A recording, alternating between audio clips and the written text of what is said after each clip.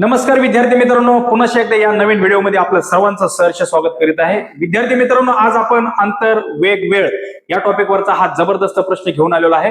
प्रश्न हा आपण अगदी काही सेकंदातच सोडवणार आहे, त्यामुळे हा व्हिडिओ आपण शेवटपर्यंत बघावं. बघा नेमकं प्रश्नामध्ये काय सांगितलेलं आहे. जर राम घरून 60 किमी तास या वेगाने ऑफिसला जातो, जर तो 80 किमी तास या वेगाने गेल्यास ऑफिसला 12 मिनिटे लवकर पोहोचतो, तर घर ते ऑफिस मधील अंतर किती? मग काय करायचं?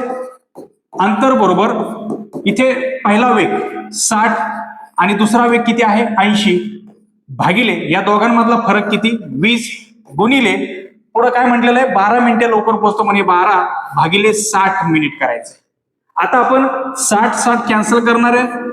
इथे 20 एक 20 20 चौक 80 आणि 12 आणि 4 चा गुणाकार 48 म्हणजे इथं आपल्याला उत्तर मिळालं की 48 किलोमीटर अंतर असेल.